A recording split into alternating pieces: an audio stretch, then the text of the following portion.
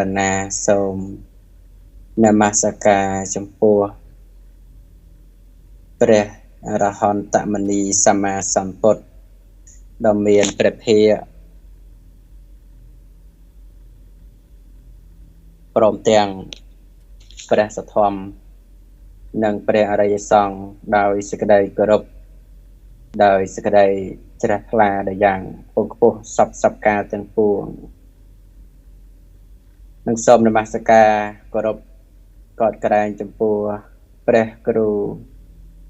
ព្រះអនុគលស្រុកមង្គលបុរីព្រះមន្ត្រីសង្ឃសាលាអនុគលស្រុកមង្គលបុរីគ្រប់ព្រះអង្គដោយសេចក្តីគោរពដោយសេចក្តីកោតក្រែងនមស្ការព្រះអង្គគ្រូព្រះខោសនមនីសេងសៀបព្រះរាជាគណៈថ្នាក់កិត្តិយសនិងជាព្រះគ្រូចាតិកាវត្តលួងស៊ីសវរតនារាមនេះដោយសេចក្តីគោរពកោតក្រែងនមស្ការព្រះថេរៈគ្រប់ព្រះអង្គដោយសេចក្តីគោរពកោតក្រែងនមស្ការចំពោះព្រះអង្គគ្រូវីរៈធម្មវន្លីហ៊ុយដែលជាដៃគូនៅក្នុងការសម្ដែងព្រះធម៌ម៉ោង 9 ម៉ោង 10 ជារៀងរាល់រាត្រីដោយសេចក្តីគោរពកោតក្រែងនមស្ការព្រះថេរៈនិវៈកោសាមណេរគ្រប់ព្រះអង្គដោយសេចក្តីគោរពរាប់អានហើយសូមចម្រើនពរខ្ញុំញាតិជាពុទ្ធបរិស័ទប្រុសស្រីទាំងអស់គ្នាគ្រប់បណ្ដាទីមជ្ឈដ្ឋានគ្រប់ទីកន្លែងទាំងអស់ដែលកំពុងតែតវណៈត្រង់ត្រាប់ស្ដាប់នៅប្រធមនៅក្នុងឱកាសនៃពេលវេលារាត្រីថ្ងៃនេះស្មើនេះប៉ុណ្ណាខ្ញុំគណៈអាត្មាភាពមង្គលៈចោតតោណាហើយគុជពិសិដ្ឋខ្ញុំឬក៏គុជកែវគុជពិសិដ្ឋ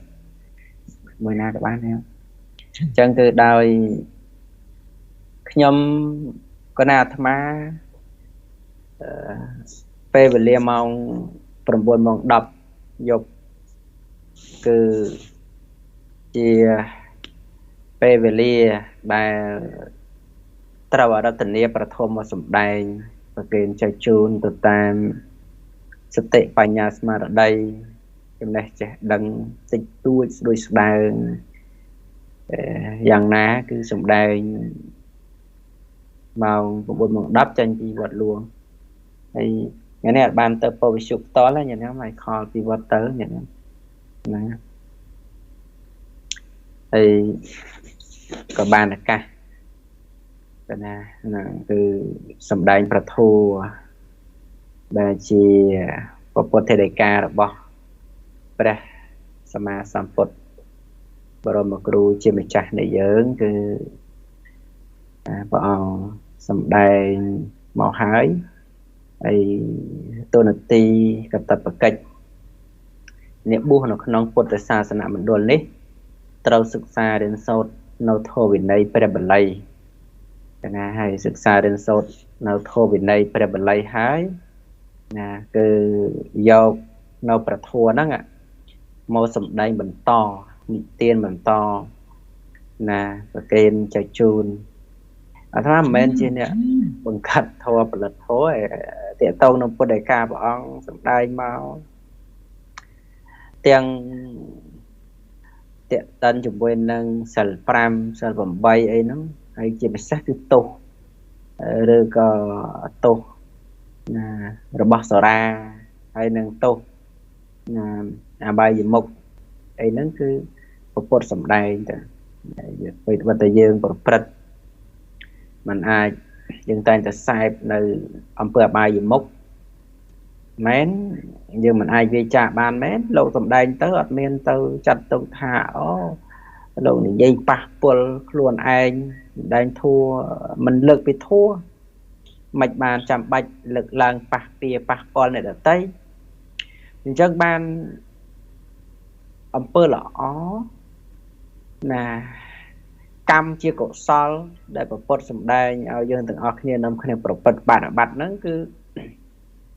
វាផ្ទុយជាមួយនឹងភាពអកុសលចិត្តអកុសលរបស់យើងណាហេតុដូច្នេះហើយពេលដែលលោកសម្ដែងតេតោនឹងធម៌របស់ព្រះដែលមានប្រភេទជាម្ចាស់យើងតែងតែលើកឡើងថាហើយសម្ដែងចាំបាច់បៀតបៀនគេអីណានៃណាដូចយើងសម្ដែងដូចយើងនិយាយពីទោសរបស់គ្រឿងសង្វឹងពុទ្ធសម្ដែងដែរក្នុងសង្កេតអកសោតណាហើយព្រះអង្គសម្ដែងអំពីគឺពីសេចក្តីស្លាប់កើតចាស់ឈឺស្លាប់អីនោះ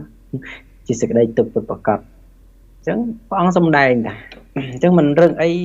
មិនត្រូវរឿងអីខ្លាចរអាចំពោះសេចក្តីស្លាប់ហ្នឹងទេណា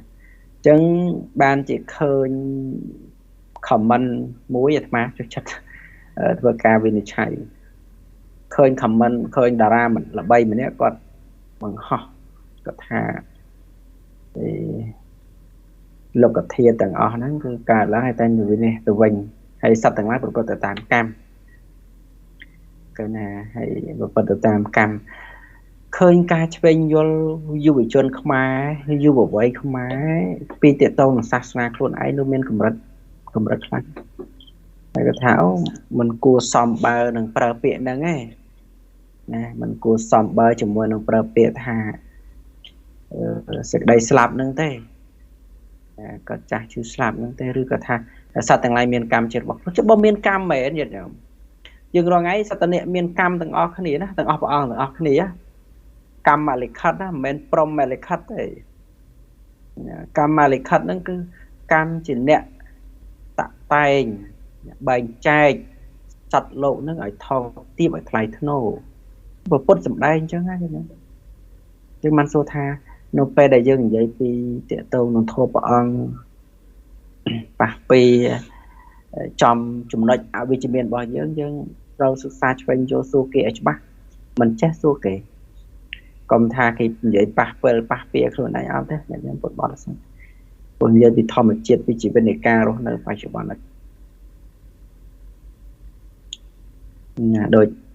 និយាយអំពីណាហើយបុគ្គលដែលមាននៅអកតេធម៌រមែងធ្លាក់នរកអីឧទាហរណ៍ចឹងណាពុទ្ធសំដែងណាធ្លាក់នរកអីចឹងតាលុះនៅក្នុងអកតេធម៌សិតតែព្រះអង្គសំដែងបុគ្គលដែលមាននៅតោសៈខឹងក្រោធណាមនុស្សដែលប្រកែកខឹងក្រោធត្រូវធ្លាក់នរកប្រែតអីសោយទុកនៅក្នុងអបាយភូមិអីចឹងទៅសិតតែពុទ្ធសំដែងតាទោសរបស់តោសៈមោហៈរាគៈអីហ្នឹងមានទាំងអស់ក៏ប៉ុន្តែយើងតែងតែនិយាយថាមិនបាននិយាយអញ្ចឹងមិនបានសម្ដែងអញ្ចឹងសិតតែជាពុទ្ធសម្ដែងព្រះអង្គសម្ដែងមានទាំងអស់យើងក្នុងនាមយើងជាពុទ្ធសាសនិកនៃកាន់ពុទ្ធសាសនាយើងត្រូវអនុវត្តធ្វើតាមប្រព្រឹត្តបដិបត្តិដើម្បីអីដើម្បីសេចក្តីសុខមិនមែនត្រឹមតែបច្ចុប្បន្នទេមនុស្សដែលឆ្លាតឬក៏មនុស្សដែលគេសិក្សារឿងសូត្រចេះដឹងឆ្វេងយល់អំពីដំណើរជីវិតពិតប្រាកដយកដឹងពិតប្រាកដគេរមែងប្រើប្រាស់ជីវិតហ្នឹងគឺឲ្យមានប្រយោជន៍ទាំងពីរណាហើយត្បិតតែបរមត្ថប្រយោជន៍យើងមិនអាចទៅដល់មែនប៉ុន្តែគេអាចកែច្នៃប្រើប្រាស់ជីវិតហ្នឹងឲ្យទៅជាឲ្យបានប្រយោជន៍ទាំងពីរមានន័យថាទាំងទិដ្ឋធម្មិកថាប្រយោជន៍ទិដ្ឋធម្មិកថានិងសម្បរាយកថាមានន័យថាមនុស្សសាងនៅប្រយោជន៍បច្ចុប្បន្នហើយនឹងប្រយោជន៍ដំណើរទៅកាន់អនាគតឬក៏បរលោកហ្នឹងហើយអញ្ចឹងប្រយោជន៍ទាំងពីរសម្រាប់បុគ្គលជាអ្នកឆ្លាតមែនតែនមានបញ្ញាចេះគិតពិចារណាមែនតែនណាឬក៏បានសិក្សាឆ្វេងយល់យកដឹងអំពីពុទ្ធសាសនាពិតប្រាកដណាគេតែងតែប្រព្រឹត្តធ្វើនៅប្រយោជន៍ទាំងពីរទីមួយគឺប្រយោជន៍បច្ចុប្បន្នហើយប្រយោជន៍បច្ចុប្បន្នណាពុទ្ធសម្ដែងទាំងអស់យើងមិនដែលស្ដាប់ធូរយើងស្ដាប់តែអីផ្សេងយើងមិនដែលស្ដាប់ធូរដល់ពេលយើងឮធម៌ម្ដងយើងថាអីតែខ្លះមែនតែញ៉ាំថាឮថាដល់ដែលស្ដាប់ធម៌ដល់ស្ដាប់ឮម្ដងចំចំណុចគាត់ទៅគាត់ថាអូធម៌មានសម្ដែងដែរមានណាព្រះអង្គសម្ដែងថាប្រយោជន៍បច្ចុប្បន្នគឺត្រូវប្រកបទៅដោយសម្បទាទាំង4មានអី មានឧទ្ធានសម្បទាត្រូវចេះប្រឹងប្រែងខ្នះខ្នៃរកទ្រព្យសម្បត្តិមិនមែនខ្ជិលរមុលមិនមែនដេកអេះក្បាលពុះហើយបានលុយកាក់មកទេអត់ទេឧទ្ធានសម្បទានឹងគឺដល់ព្រមទៅដល់ការប្រឹងប្រែងណាដែលខ្លះធ្វើការទាំងយប់ទាំងថ្ងៃតម្រាំបានលុយកាក់នឹងប្រឹងប្រែងពុទ្ធឲ្យសំដែងឲ្យប្រឹងប្រែងឃើញទេព្រះអង្គឲ្យប្រឹងប្រែងត្រូវមានឧទ្ធានសម្បទាណាមានឧទ្ធានសម្បទាហើយព្រះអង្គឲ្យយើងចេះរក្សានោះទ្រព្យទៀតមិនមែនយកមករកបានហើយរកមួយថ្ងៃចាយមួយថ្ងៃព្រះអង្គឲ្យចេះថែរក្សាឲ្យចេះទុកដាក់ទ្រព្យសម្បត្តិអរខសម្បទាទី2ឃើញទេចឹងត្រូវចេះថែទុកថែទាំចេះដាក់ចេះសន្សំទៅយើងឥឡូវគេមានដាក់ការធានារ៉ាប់រងអីហ្នឹងជីវិតអីចឹងទៅហើយអ្នកខ្លះរហូតទៅដល់ដាក់ធនាគារអីហ្នឹងបែងអីអញ្ចឹងគឺដោយសារនឹកឃើញថាចេះរក្សាទ្រព្យទុកនៅផ្ទះសម្បែងទៅវាអត់មានសុវត្ថិភាពអត់មានអីចឹងទៅគេដាក់ធនាគារដាក់អីចឹងទៅឃើញទេពុទ្ធឲ្យចេះថែរក្សាឃើញអត់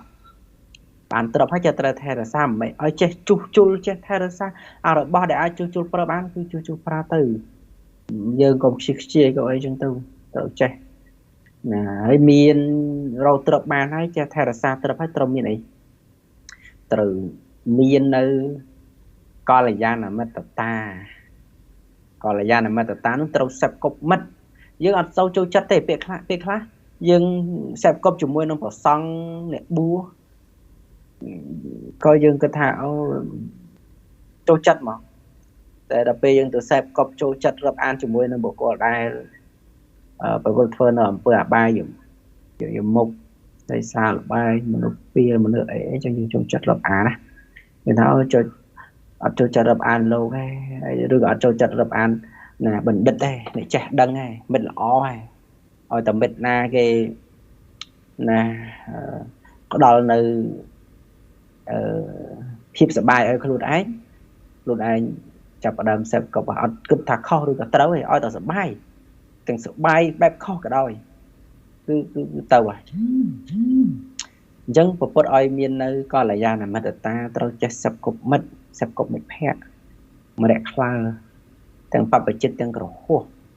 ឲ្យមើលបុគ្គលនឹងជាបុគ្គលជាសប្បុរសអត់ជាបុគ្គលអ្នកចេះដឹងអត់នឹមយើងធ្វើល្អអត់នឹមយើងចម្រើនទ្រព្យចម្រើនគ្រួសារអត់កុំនឹមយើងមួយថ្ងៃនឹមយើងទៅប្រព្រឹត្តទៅអំពើអបាយមុខណានឹមយើងចូលតែកន្លែងលបែងកន្លែងអីហើយទៅសេពខុបមកយ៉ាងហ្នឹងហើយសួរថាទ្រព្យដែលរកបានហ្នឹងថែរក្សាគង់អត់ទេអត់ថែរក្សាគង់ទេហើយត្រូវមាននៅសមជីវតាទៀតទី4ហ្នឹងសម្បទាហ្នឹងទី4ហ្នឹងសមជីវតាការចិញ្ចឹមជីវិតស្មើចិញ្ចឹមជីវិតត្រឹមត្រូវបានមកដោយធម៌កើតឡើងដោយធម៌បានបណ្ណារស់នៅប៉ុណ្ណឹងបានបណ្ណាគឺយើងចាយវាប្រើប្រាស់ប៉ុណ្ណឹងប៉ុណ្ណាមានបណ្ណាយើងរស់ប៉ុណ្ណឹងយើងកុំទៅលុបលន់ដល់ថ្នាក់ឃើញសម្លឹងឃើញបោះគេឃើញបោះគេច្រើនយើងគិតថាអូអញដើម្បីចង់បាននៅទ្រព្យសម្បត្តិទាំងអស់ហ្នឹងខ្ញុំក៏ប៉ុតនេះគឺជាសម្បទាទាំង4ដែលនាំឲ្យសម្រេចប្រយោជន៍បច្ចុប្បន្ននាំឲ្យយើងរស់ស៊ីមានណាមិនមែនយើងអង្គុយទិញពាក្យហ្នឹងហើយរស់ស៊ីមានគឺអនុវត្តប្រព្រឹត្តបត្តិធ្វើតាមយល់ទេញាតិញោមត្រូវសារព្យាយាមត្រូវចេះថែរក្សាទ្រព្យត្រូវសេពគប់មនុស្សល្អមិត្តល្អទំនាក់ទំនងការងារហ្នឹងជាបុគ្គលល្អត្រឹមត្រូវមិនខុសច្បាប់មិនខុសអីចឹងទៅអញ្ចឹងជីវិតប្រកបដោយធម៌មិនទៅលុយឆក់ប្លន់អ្នកណាទេគឺបានមកដោយធម៌កើតឡើងដោយធម៌អញ្ចឹងប្រយោជន៍បច្ចុប្បន្នគឺមានណាកើតឡើងណាដឹងតែមានបានឲ្យតែធ្វើទៅបានអញ្ចឹងបានមុនខ្ញុំគាត់សួរអំពីគាត់បល័យរស់ស៊ីមានគាត់ថាអញ្ចឹងគាត់ថាណាឧអកសៈហ្នឹងញាតិញោមគាត់ឲ្យសរសេរហើយតែកូនចៅគាត់ចេះអក្សរគាត់ឲ្យសរសេរឲ្យអាត្មាសរសេរឲ្យហ្នឹងកាប៉ិតពាក្យពេញហ្នឹងគឺអញ្ចឹងឯងដូចអាត្មាបានលើកឡើងណាគឺអញ្ចឹងហើយសួរថារៀនអញ្ចឹងយកទៅធ្វើអីពេលដែលយើងសូត្រទៅមានបានមែនអត់ទេបើមិនរកស៊ីមិនមានទេពុទ្ធសម្ដែងច្បាស់អញ្ចឹងទៀតណាមិនរកស៊ីមិនមានទេមិនប្រឹងប្រែងមិនមានទេមិនឧស្សាហ៍គឺអត់មានតែម្ដងឧស្សាហ៍ឲ្យមិនចេះទុកដាក់ទ្រព្យសម្បត្តិទៀតគឺអត់សល់ទៀតទ្រព្យសម្បត្តិហ្នឹង ហើយមិនចេះទុកដាក់ទ្រព្យសម្បត្តិបានទ្រព្យសម្បត្តិមកចាប់គប់មនុស្សបុគ្គលពីលនឹមបំផ្លាញទ្រព្យសម្បត្តិនោះក៏ទ្រព្យនោះមិនសល់ដែរណាហើយបើចិញ្ចឹមជីវិតប្រកបដោយមិនប្រកបដោយធម៌ចិញ្ចឹមជីវិតរស់នៅបែបខុសច្បាប់បែបប្រព្រឹត្តនៅអំពើណាមិនសមស្របទៅតាមច្បាប់ខុសច្បាប់ណាហើយចេះតែលុបលន់អីក៏ថ្ងៃណាមួយវិនិច្ឆ័យហិនហោចឃើញទេចឹងសួរថាតើមានអត់ទេពុទ្ធសម្ដែងថាណាបើមិនប្រព្រឹត្តធ្វើគឺអត់ទេញាតិញោមពុទ្ធបរិស័ទពុទ្ធសម្ដែងចឹងភាពជោគជ័យមិនជោគជ័យបរាជ័យមិនគឺបរាជ័យឬជោគជ័យគឺជាជោគជតារិស័យណាខ្លួនឯងអាត្មាចាំពាក្យមួយគេសរសេរថាអាត្មាសុំប្រែជាខ្មែរតែម្ដងគេថាជោគជ័យមិនមែនជាជោគវាសនាទេតែជាការតស៊ូអត់ធ្មត់ប្រឹងប្រែងពាក្យហ្នឹងណាជោគជ័យមិនមែនជាជោគវាសនាតែជាការតស៊ូអត់ធ្មត់ប្រឹងប្រែងឃើញអត់ទេតស៊ូអត់ធ្មត់ប្រឹងប្រែងទៀតបានជោគជ័យទៅបានមិនមែនគ្រាន់តែនិយាយគ្រាន់តែគិតឲ្យជោគជ័យអត់ទេពុទ្ធបរិស័ទគឺមិនអាចក៏ដែរសម្បទាសម្រាប់បរលោកមានណាសទ្ធាចាគៈបញ្ញាមានសិលអមែនសិលចាគៈ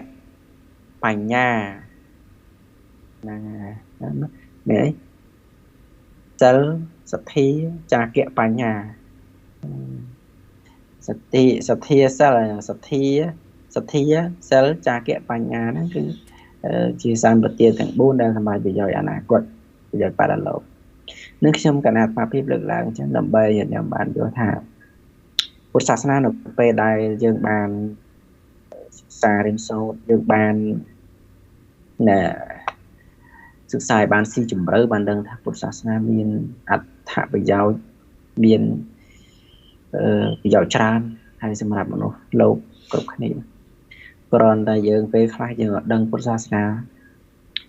បងសម្ដែងពីអីចឹងយើងចាក់ឆ្ងាយពីពុទ្ធសាសនាចាក់ឆ្ងាយពីពុទ្ធកាព្រះអង្គ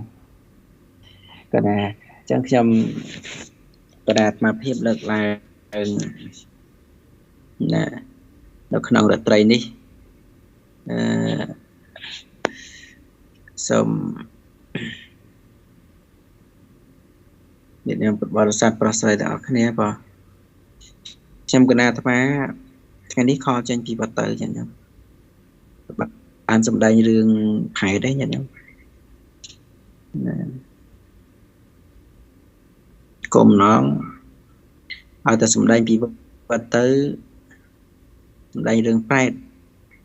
ប៉ុន្តែអស់ពេលវេលាញាតិញោមអញ្ចឹងគឺសូមថ្លែងអំណរគុណញាតិញោមពុទ្ធបរិស័ទដែលបានចូលរួមបងប្អូនវិសុតាមរយៈបាសកាហេងស៊ីណូនៅខាងព្រះស្រែណាញាតិញោមកុំឃើញមកកាន់ទូរស័ព្ទនេះបើអួតទូរស័ព្ទហ្នឹងមិនមែនទេទូរស័ព្ទឲ្យប៉ុស S1 ទេអាត្មាខលនេះទូរស័ព្ទនេះខលទៅពុទ្ធវិសុខលពីវត្តទៅបានទៅពុទ្ធវិសុផ្ទាល់រាត្រីនេះខានមួយរាត្រីទៀតហើយញាតិញោមខ្ញុំសូមញាតិញោមពុទ្ធបរិស័ទណាប្រុសស្រីទាំងអស់គ្នាវាស្ដាប់តាមប្រទេសគេអាឋានពុទ្ធវិសុហ្នឹងគឺបើសិនជាមិនច្បាស់សូមអធិស្ឋានណាខ្ញុំកណាត់មកភាពចូលរួមប៉ុណ្ណឹងហើយសូមប្រគិនកម្មវិធីទៅកណាព្រះអង្គគ្រូវរៈធម្មមនីណាវរៈធម្មវណ្ឌិហុយទាំងណាដើម្បីបន្តនៅកម្មវិធីនៅក្នុងរាត្រីនេះសូមអរតនីនិមន្តសូមអនុមោទនី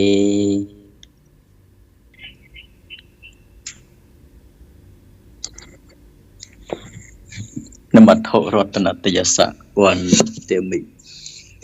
អង្គព្រះមង្គមភិក្ខុវរៈធម្មវណ្ឌិហុយសូម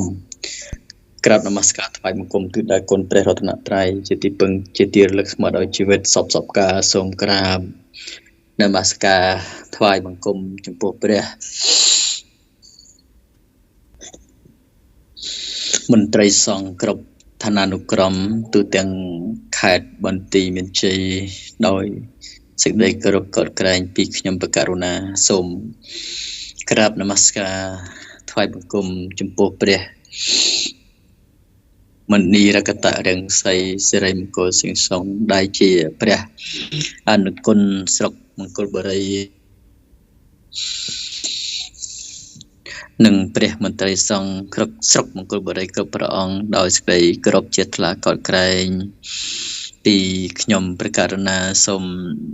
ក្រាបនមស្ការថ្វាយបង្គំចំពោះព្រះខោសនមនីសេងសៀបដែលជាព្រះអគ្គនាយកវិទ្យុលោកនឹងជាព្រះចៅអធិការវត្តលួងស៊ីសវត្តរតនារាមស្រុកមង្គលបុរីខេត្តបន្ទាយមានជ័យមកលើដោយកណ្ណាប្រសង្ឃគ្រប់ព្រះអង្គដោយសេចក្តីជ្រះថ្លាដោយសេចក្តីរាប់អានពីខ្ញុំព្រះករុណាសូមនមស្ការថ្វាយបង្គំព្រះអង្គគ្រូមង្គលជុតគុជពិសិដ្ឋគណៈដែលជាព្រះប្រធាននៃកម្មវិធីសុបសាយពធដែលពុទ្ធបរិស័ទបានស្គាល់ច្រើនសូម្បីតែញាតិញោមតាមសុកស្រែសង្កាត់មាត់ញោកជនបទទីក្រុងយ៉ាងណាក៏ស្គាល់បងគ្រូច្រើនហ្នឹងហើយមានយសតនទុនទីជាប្រជាធិការផងអីផងទៅរៀងញាតិញោមបានស្ដាប់ពធការសម្ដែងពធផងរឹងរឹតតែញាតិញោមបានពេញចិត្តជាថ្លាស្គាល់ច្រើនណាបងណាហ្នឹងហើយញ៉ាំទៅបងគ្រូប្រជាធិការវ័យក្មេងក៏ណាហ្នឹងហើយដែលបានគណៈគ្រប់គ្រងវត្តស្ដីស្វណ្ណារាមផ្លូវសៀមគណៈដល់សេចក្តីជ្រះថ្លាទៀតដោយសេចក្តីរាប់អានទុំនមស្ការថ្វាយបង្គំព្រះអង្គគ្រូចាតិកាលោកគ្រូសូត្រព្រះធរានតរៈគ្រប់ព្រះអង្គទាំងណាលោកម្ចាស់តាណាគ្រប់ព្រះអង្គគង់នៅវត្តអំពាក់វនារាមណាបឹងត្រាវខាងឃុំបត់ត្រង់ស្រុកមង្គលបុរីខេត្តបន្ទាយមានជ័យយើងនេះឯងដោយសេចក្តីរាប់អានជ្រះថ្លានឹងឯងនមស្ការព្រះធរានុតរៈបងគ្រូគ្រប់ព្រះអង្គទាំងអស់ទូទាំងខេត្តបន្ទាយមានជ័យឬដណាក៏សូមនមស្ការជ្រះថ្លាយ៉ាងក្រៃលែងក៏ណាដោយសេចក្តីរាប់អានចម្រើនពរពុទ្ធបរិស័ទណាប្រុសស្រីញាតិមិត្តជិតឆ្ងាយណាបាសកបាសិកាញាធัวដែនដីណាស្រីប្រុសគ្រប់គ្នាគ្រប់រូបទាំងអស់ពោតាមស្រុកស្រែជនបទស្រុកនិគមណាស្រែចំការច្បារដំណាំទីក្រុងរាជធានីទាំងអស់ដោយសេចក្តីរាប់អាននិងជាពិសេសពុទ្ធបរិស័ទចំណោះជើងវត្តបឹងត្រាវនេះនឹងឯងគ្រប់ពុទ្ធបរិស័ទប្រុសស្រីក្រុងសិរីសភុនស្រុកបនិតព្រះស្រុកនំស្រុកនិងស្រុកមង្គលបុរីណាស្រុកស្វាយជេថ្មពួរមកស្រុកម្លៃស្រុកអូជ្រៅអីហ្នឹងក៏ណាដល់សេចក្តីរាប់អានពោអាត្មាភាពបានឱកាសអំពីព្រះអង្គគ្រូក៏ចូលរួមសម្ដែងពធជាពេលកន្លះម៉ោងពងហើយបងគ្រូក៏លោកពលសម្ដែងពរយ៉ាងពិរោះលើកឡើងនឹងរឿងរ៉ាវ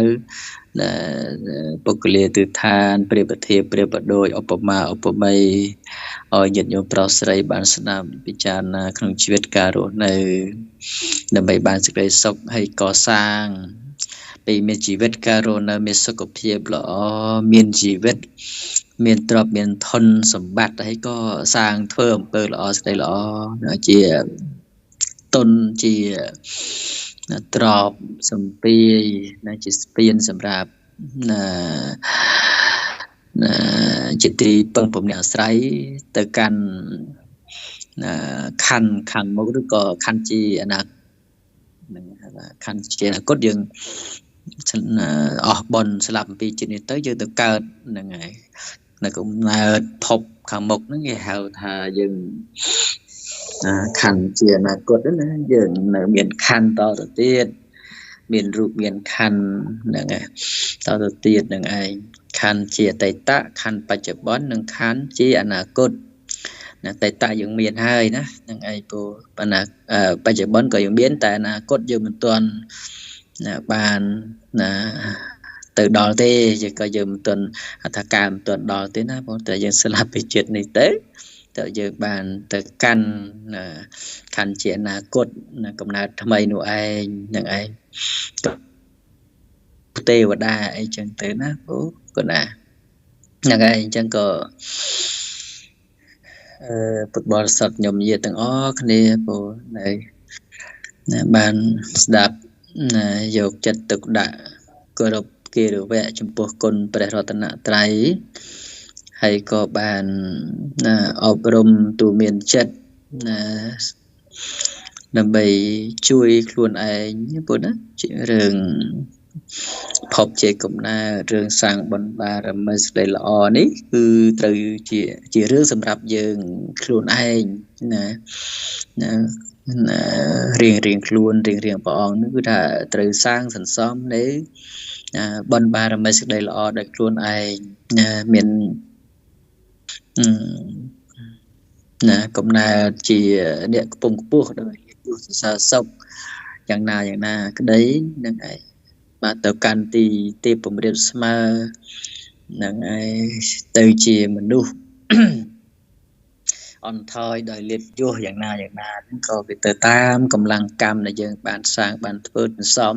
រៀងខ្លួនរៀងព្រះអង្គនោះឯងព្រោះកម្មទាំងឡាយទាំងពួងនេះចាត់ចែងសត្វលោកនឹងឯងវាទៅតាមចិត្តអធិស្ឋ័យបំពេញមួយណាក៏កម្មហ្នឹងក៏តាមបំពេញតាមឲ្យផលនៅកម្មនោះដែលយើងធ្វើយើងប្រព្រឹត្តយើងសាងសន្សំរាល់ថ្ងៃនេះឯងណាគិតអីទេសំខាន់សាងបច្ចុប្បន្ននេះយ៉ាងណាជាអ្វីដែលយើងសាងនោះជាគ្រាប់ពូជជាទុនជាសម្បត្តិដែលយើងត្រូវទទួលបាននៅក្នុងជាតិជាអនាគតនោះឯងហ្នឹងឯងអញ្ចឹងក៏មានសុខភាពល្អមានអាយុល្អមានប្រាជ្ញាបញ្ញាឆ្លៀវឆ្លាស់ហើយក៏ប្រព្រឹត្តនៅក្នុងអំពើល្អសេចក្តីល្អនឹងឯងព្រោះជីវិតយើងនេះមិនបានរស់នៅយូរប៉ុន្មាននោះទេនឹងឯងព្រោះសេចក្តីស្លាប់ក៏មិនអាចដឹងសេចក្តីស្លាប់ក៏យើងមិនអាចកំណត់បានមុនឬក៏ដឹងមុននោះបានទេហើយក៏សេចក្តីស្លាប់នឹងនៅក្បែរយើងនេះឯងព្រោះការស្លាប់នោះមាន4យ៉ាងណាហ្នឹងហើយការស្លាប់មាន4យ៉ាងហ្នឹងគឺថាស្លាប់គ្រប់ចំណុចទាំងអស់ហ្នឹងហើយស្លាប់ដោយអស់បុណ្យហ្នឹងហើយស្លាប់ដោយអស់កម្មហ្នឹងណាស្លាប់ដោយអស់បុណ្យអស់កម្មហ្នឹងឯងស្លាប់ដោយអស់បុណ្យស្លាប់ដោយអស់កម្មស្លាប់ដោយអស់ទាំងបុណ្យអស់ទាំងកម្មស្លាប់ដោយកម្មចូលមកផ្ដាច់ហ្នឹង4នោះគឺ4ចំណុចហ្នឹងគឺតែស្លាប់ទាំងអស់ហ្នឹងឯងមើល4ចំណុចហ្នឹងស្លាប់ទាំងអស់ណាអត់មាន1ចំណុច2ចំណុចទេអញ្ចឹងហិតនឹងធ្វើដូចម្ដេចបានសត្វលោកត្រូវជាឲ្យរួចឬក៏ធ្វើដូចម្ដេចឲ្យបានសត្វលោកនោះបានរួចផុតពីការស្លាប់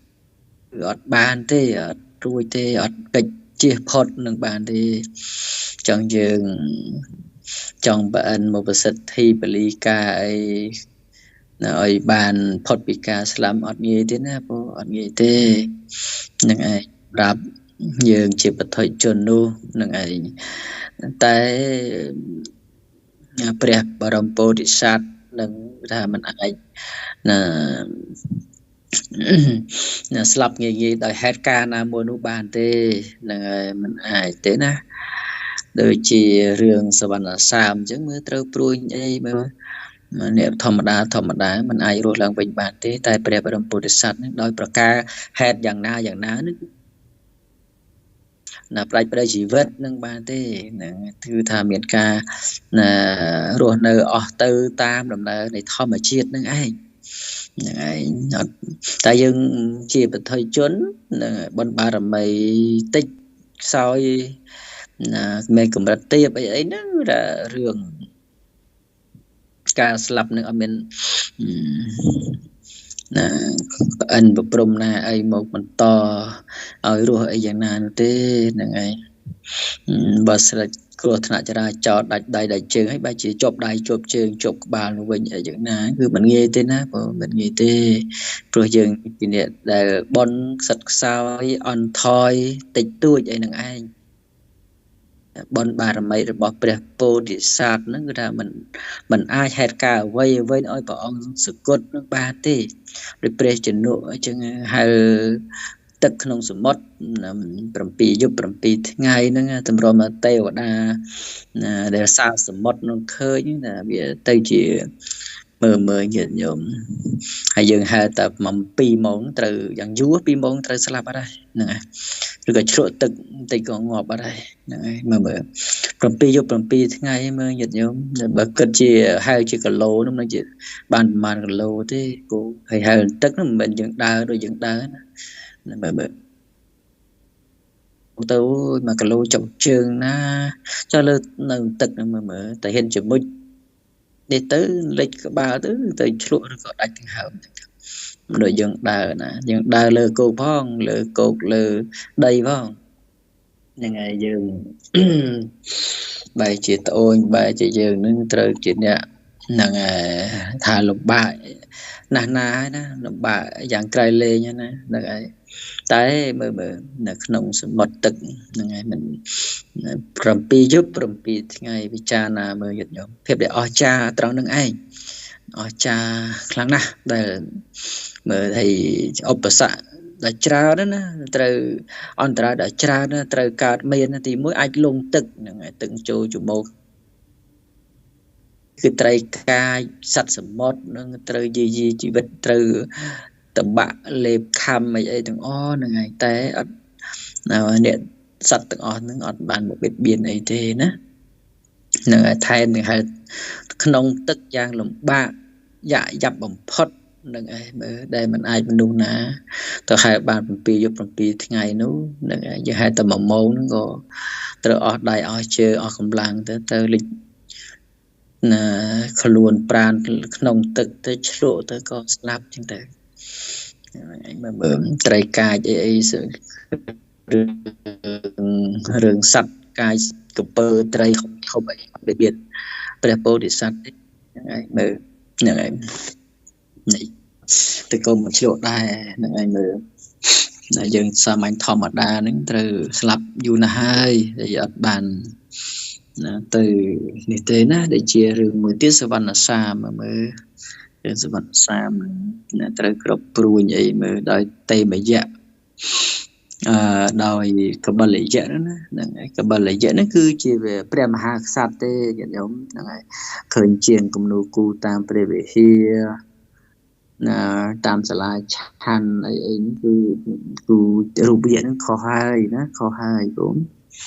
ហ្នឹងហើយញាតិញោមក៏ត្រូវដឹងដែរថាអូមើលឃើញគូយៈហ្នឹងខុសជាងគូខុសឲ្យយកដឹងកំណត់ហើយហ៊ានពោលអញ្ចឹងទៅណាហ្នឹងឯងកុំឲ្យស្មានកុំឲ្យហៅថាណាបដែតបដោយការយល់ការគិតនឹងទៅតាមជាងគំនូគូនឹងអីណាគូមិនត្រឹមត្រូវមិនត្រូវតាមពុទ្ធវត្តនឹងអីត្រូវតែកំណត់ដឹងឲ្យច្បាស់ថាអូជាងគូខុសតើនេះត្នេះគឺព្រះណាព្រះមហាក្សត្រឬក៏ព្រះរាជាទេតាហ្នឹងឯងដល់ពេលពោលត្រូវអញ្ចឹងមិនថាយើងបានសិក្សាច្បាស់លាស់ហ្នឹងហើយបានស្ដាប់ពីព្រះសង្ឃបានសិក្សានៅដោយការស្ដាប់ធម្មទេសនានោះឯងព្រោះណាហ្នឹងឯងមានទៅស្មានអីរឿងជីវប្រវត្តិរបស់ពុទ្ធតែត្រូវយ៉ាងណាក៏ត្រូវទៅពោលត្រង់ច្បាស់យ៉ាងហ្នឹងឯងណាព្រោះណាអញ្ចឹងគឺថាកបលយៈហ្នឹងមិនមែនជាយៈទេណាញាតិញោមជាព្រះរាជាព្រះមហាក្សត្រក៏សើព្រៃបបាញ់បេះផ្លែឈើអីក្នុងការសោយសម្រាប់កសាព្រៃបបាញ់យ៉ាងណាគឺជាទំនៀមរបស់ព្រះរាជានឹងឯងពីសម័យព្រះពុទ្ធសម័យថាសម័យពុទ្ធកាលហ្នឹងណាហ្នឹងក៏ណាអញ្ចឹងយើងមានជីវិតការរស់នៅដ៏ល្អហើយក៏បីបានណាធ្វើចិត្តឲ្យណាសិក្សាប្រតិបត្តិបដិបត្តិរំទូមានចិត្ត នឹងឯងណាកុំឲ្យដូចពាក្យបុគ្គលខ្លះលើកឡើងក្នុងការខ្នក់ខ្នាញ់ខឹងអន់ចិត្តបន្ទុះសំលេងអីខ្លាំងទៅវាហាក់ដូចថាបន្ថោកបន្ទាបទៅជាមួយនឹងនៅតាមសម្ដីគំនិតគិតហ្នឹងណាថាពុទ្ធសាសនាយើងការសមាធិអីក្មេងខ្មាងអីបងអូនយុវវ័យកុមារាកុមារីមិនគួរទេហ្នឹងឯងគួរតែអ្វីហ្នឹងគឺទៅប្រយុទ្ធហ្នឹងណាប្រយុទ្ធហ្នឹងឯងហើយអ្នកពោអ្នកថាហ្នឹងគឺអ្នកចេះដឹងទៀតដឹងហ្នឹងហើយជាបណ្ឌិតតែមិនជាក្នុងពុទ្ធសាសនាជាបណ្ឌិតយល់ដឹងពីព្រះពុទ្ធសាសនាសិក្សារៀនសូត្រនៅក្នុងព្រះពុទ្ធសាសនាឬក៏ទស្សនៈព្រះពុទ្ធនោះទេតែបើសិនជាមិនចេះមិនដឹងត្រូវចេះសាកសួរនឹងឯងប្រសង់ធម្មអាចារ្យឬគ្រូដតីទាំងអស់ហ្នឹងហើយកុំឲ្យយើងក៏ពោលទៅស្ដីថាដល់រឿងពោលទៅនិយាយទៅកុំឲ្យខកុំឲ្យគេស្ដីគេរិះគន់ណាព្រោះយើងគេទទួលស្គាល់ថាអ្នកចេះអ្នកដឹងជាបណ្ឌិតផងនឹងឯងអញ្ចឹងណានឹងឯងមើលញាតិញោមប្រុសស្រីទាំងអស់គ្នាហ្នឹងបុគ្គលដែលមានចិត្តភាពនៅក្នុងចិត្តនឹងឯងដែលធ្វើឲ្យជីវិតការរស់នៅរបស់មនុស្សយើងនឹងអត់សូវមានអធិការអត់សូវមានចំនួនក្មេងទំនើងណាធ្វើឲ្យក្មេងការធ្វើសមាធិចិត្តណាញាតិញោមជាប្រយោជន៍ណាហើយបើមិនជាប្រយោជន៍ទេគឺថាពុទ្ធមិនទ្រង់សំដែងទេនៅសមថវិបស្សនាហ្នឹងគឺថាទៅនឹងសមាធិនឹងឯងរហូតអ្នកជនជាតិដតីអីកាលពីខ្មែរនេះក៏គេសិក្សាសង្កេតពិនិត្យនៅក្នុងទស្សដីប្រពុតជាម្ចាស់ហ្នឹងក៏យកទៅបដិបត្តិអនុវត្តបដិបត្តិទៅក៏ឃើញថាជាប្រយោជន៍ជាវិធីសាស្ត្រមួយធ្វើឲ្យមនុស្សនឹងមានការចងចាំល្អចិត្តត្រជាក់ចិត្តស្ងប់តាណាមនុស្សចិត្តត្រជាក់ចិត្តស្ងប់ហើយមនុស្សណាទៅងាយខឹងងាយច្រឡោតតតងអីខោខើយងក្នុងអីហ្នឹងមើលអ្នកដែលមិនមានសមាធិចិត្តមិនបានធ្វើចិត្តត្រជាក់ស្ងប់នឹងឯងធ្វើឲ្យមនុស្សងាយខឹងងាយច្រឡោតងាយខោខើងាយប្រមាថងាយជេរបតិចឬក៏ងាយវាយប្រហារបាញ់បោះសម្លាប់ដល់អ្នកដទៃអីហ្នឹងវាសាររឿងនឹងឯងណាចិត្តមិនស្ងប់ចិត្តក្តៅឈាវឈូលអីចឹងទៅហ្នឹងឯងមើលតបមិនបានទប់ចិត្តមិនបានមកពីចិត្តមិនស្ងប់ចិត្តមិនត្រជាក់នឹងឯងដល់ពេលអញ្ចឹងទៅវាធ្វើឲ្យនឹងតែចិត្តមិនត្រជាក់កាយនិងវិចារក៏វាហ្នឹងតែចិត្តក្តៅកាយវិចារក៏វាក្តៅហ្នឹងក្រោតគ្រៀតតាមហ្នឹងណាកាយវិចារល្អមកពីចិត្តខាងក្នុងសិនណាបើចិត្តខាងក្នុងល្អការពោលការធ្វើក៏ល្អតែបើចិត្តខាងក្នុងនឹងក្តៅឈួល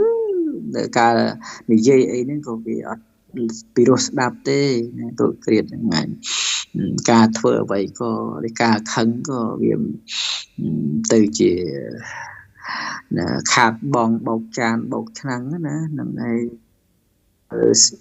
ស្វាអបរិយាហ្នឹងឯងឬក៏ស្វាមីធ្វើមិនត្រូវចិត្តហ្នឹងបោកក៏វិញក៏វត្តខោអាវអីហ្នឹងឯងណា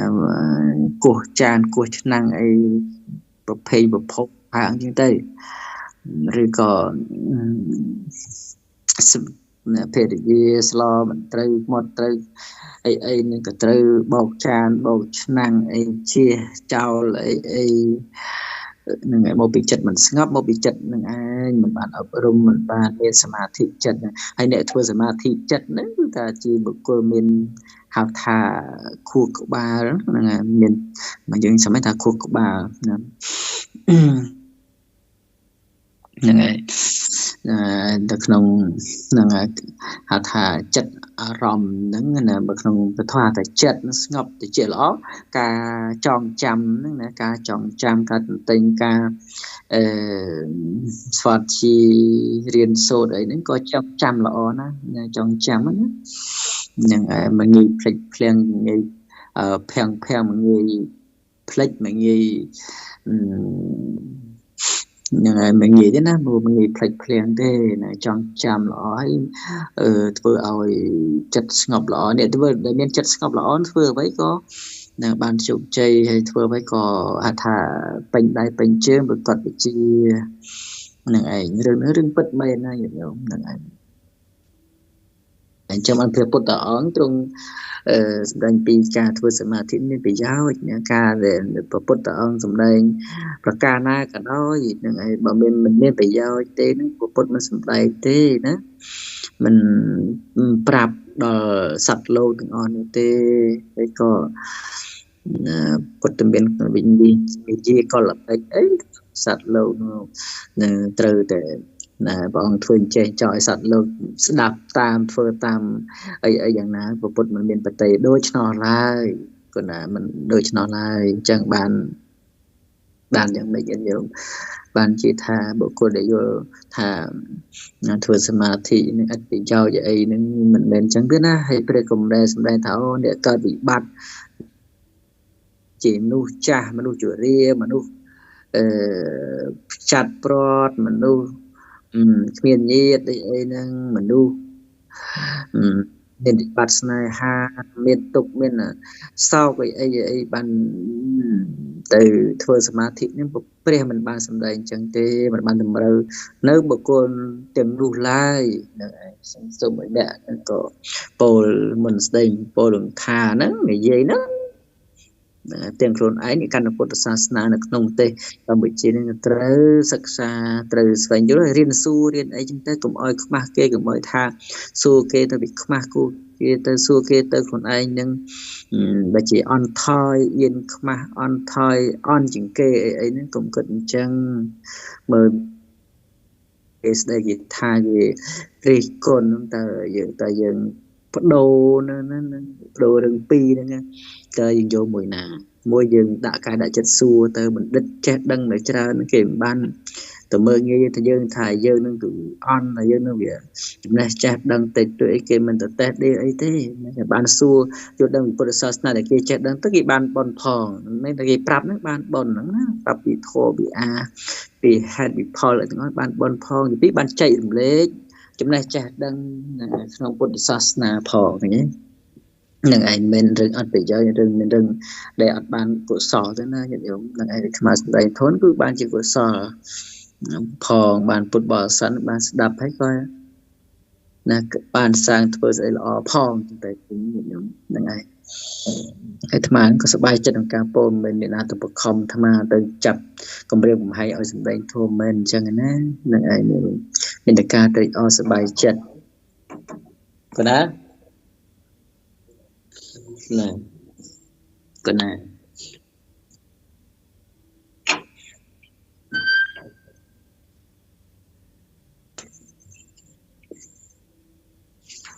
ក៏ណារឿងហ្នឹងរឿងអញ្ចឹងឯងញាតិញោមអញ្ចឹងមកថាយើងមិនចេះដឹងកុំចេះទៅពោចេះនិយាយថែមទាំងយើងជាបណ្ឌិតនឹងគេទទួលស្គាល់ហ្នឹងហើយកុំឲ្យខ្មាស់កុំឲ្យនិយាយកុំឲ្យខ្លាចថាយើងអន់អីសួរគេទៅថាយើងអត់ជាងគេចេះណាពូហ្នឹងហើយចឹងនិយាយសួរទៅណាកុំឲ្យគេយើងពោលនេះណែនេះចេះជាពិសេសនេះចេះនេះដឹងហ្នឹងហើយតែយើងពោលខុសតែយើងណានិយាយអ្វីមិនល្អមិនសមគេរិះគន់ច្រើនហើយយើងហ្នឹងក៏នេះបញ្យល់នេះប្រាប់គេដឹកនាំគេហ្នឹងណាខុសមិនល្អមិនសមនឹងយ៉ាងណាហ្នឹងក៏គេយល់ឃើញថាមិនល្អមិនសមមិនត្រឹមត្រូវតាមនឹងឯងទៅជាបុគ្គលប្រកាន់ច្រើនបុគ្គលមានមច្ឆាទិដ្ឋិអញ្ចឹងទៅជាបុគ្គលវង្វេងអញ្ចឹងទៅណាក៏មានដែរណាយោ